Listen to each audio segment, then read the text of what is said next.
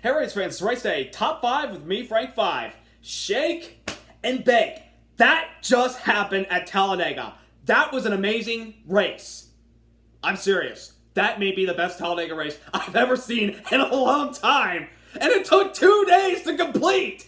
What a race. Side-by-side action. Cars going around. Car flipping upside down. And one of the closest NASCAR finishes probably of 2019. In a fight for the spot to get into the round of 8. What more could you ask for? That's what Talladega is all about. Let's get into it. Number 1, Ryan Blaney, off a horrible performance at Dover a week ago when he lost his brakes, rebounded yesterday to win the 1000bulbs.com 500 at Talladega Superspeedway in what was a amazing, spectacular event. Blaney basically beat Ryan Newman for the win by 7/1000ths of a second. That's how close the finish was, with Blaney winning over Ryan Newman, Denny Hamlin, Eric Almirola, and Michael McDowell. And I gotta tell you, when the race started on Sunday, which I'll get into more later, Ryan Blaney on the first pit stop came in too hot, wheel hopped, spun around, and got caught for speeding and lost the pack. But he caught a caution when Spencer Boyd, who was a surprise winner of the NASCAR Gainer Outdoors Truck Series race on Saturday because he benefited from Johnny Sauter forcing a competitor below the yellow line, which is out of bounds. Ryan Blaney rebounded from that misfortune on the first pit stop to get back into the top 10, score a stage point at the end of stage 1, and all day on Sunday and Monday, he had one of the best cars, and honestly, I don't really give Ryan Blaney a whole lot of credit as a super speedway racer. He's run up front, he dominated the 2018 Daytona 500, but when we look at the Penske racing on super speedways, we mostly think about Joey Logano and Brad Keselowski. They were up there, but when it really mattered the most, Ryan Blaney happened to be there at the right place at the right time. He almost lost this race, though, when Ryan Newman shot to the outside of Blaney off the backstretch and into turn 3. Newman got the lead, but when Newman was all by himself up front, that's a disadvantage because having, clean air and a big gap at other racetracks is awesome. But at Daytona and Talladega, it's a huge disadvantage because cars behind you can get a suck up and just run them down. And literally Blaney almost, because 2 tires were on the yellow line, but NASCAR gave no call whatsoever, said it was fair, and Blaney ends up beating Newman by 7/1000 of a second to punch his ticket to the round of 8. This is the second time Ryan Blaney's gone to the round of 8. The last time was with the Wood Bucks, which happened to be his first year he went to the playoffs. So kudos to Ryan Blaney, his first one of the season, because at the beginning of the year, he had some good race cars, just didn't get the finish he deserved, and then summer is kind of inconsistent or just average. But this time, it won when it matters the most, and he's got a shot to go to Homestead for a championship. Number 2, the race. I mean, what more can I say about it? Well, it was split into 2 days because after stage 1 on Sunday, Mother Nature came and we kind of pushed the race up a little bit early to get it started. Unfortunately, Mother Nature was enough to postpone the race until 2 p.m. yesterday. And when we got back racing, it was just amazing racing all around. I mean, 3 and 4 wide, different types of runs. I mean, this aero package, kudos. I mean, it's no longer restrictor plates, it's tampered spacers. We got to keep this package for a long time because I can almost not wait for the Daytona 500 next year. This package is going to be amazing. We saw so many runs. I mean, it was just, this may be the best Talladega race. I'm sorry, but the one in the spring, that was so much fun. This was even better because of what we saw. I give the race 10.5 out of 10. It was that good, and it was that competitive all around. Number 3, Denny Hamlin, who came in with a fairly good points position, came away with a 3rd place finish, but he had a little bit of drama in the race. Earlier in the second stage, we noticed that the right side hood flap was flapping off, and it came off, and he had to come in and, pit stop with everybody else. He ended up getting caught for speeding, lost a pack, lost a lap, got in a little bit of wreck, which I'll talk about in a little bit.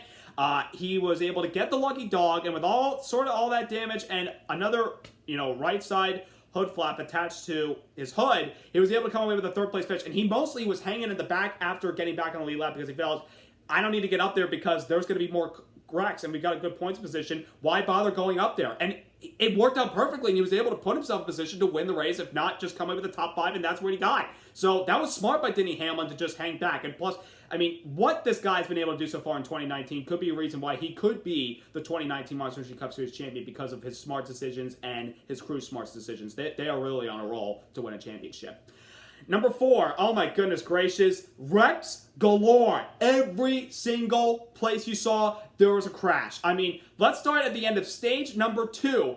Alex Bowman leading the race, down the back straightaway, right behind him, Clint Bowyer gets a huge run, pushing Joey Logano, and literally Bowyer was pushing forwards all day. Let's two-car tandem. It was Logano or Brad Keselowski. Bowyer pushed Logano, he got a huge run, and then he pushed him again. Logano, shifted to the left side, and Bowman came down the block, and that started a chain reaction where Bowman ran around and ended the pack collecting Kyle Larson, although it didn't matter because he's already the next round after the win at Dover. Jimmy Johnson, a couple of other people, Ryan Preece, Martin Truex Jr., and Chase Elliott. Some were able to continue, but Johnson, Bowman, and Larson were out. Johnson wasn't part of the playoffs because he didn't make it. Larson's already through the next round, but this hurt Alex Bowman big time because he's now 18 points outside. So they're going to have to go to Kansas next week and probably get a victory. And then we saw more crashes. That was not the last big crash today. We saw two more of them with a couple laps with about, I'd say, 19, 20 laps to go in the final stage towards the end of the race. William Byron gets bumped from behind by Kurt Busch. And the thing is, these Chevy bumpers they aren't flat enough. They don't line up like the Fords do. Kurt Busch got a shot from Kyle Busch and Chris Buescher, knocked him into Byron. Byron turned into Joey Logano, setting up another chain reaction, collecting guys like Logano and a few others. William Byron, obviously, and Byron's going to have to go win at Kansas next week. Logano somehow was able to fix the car. I mean, if you saw the hood and the left rear damage, you would not believe how Joey Logano was able to fix that car and finish 11th. That was unbelievable what the crew did. And it did not end there. We saw the big one, I say the big one because there was a lot of cars in this one collecting Kyle Busch, Brad Keselowski, Matt DiBenedetto, and David Reagan in his final super speedway race. It also had Brendan Gaughan, who had the lead for just a brief moment down the backstretch. He got turned when Ricky Stenhouse Jr.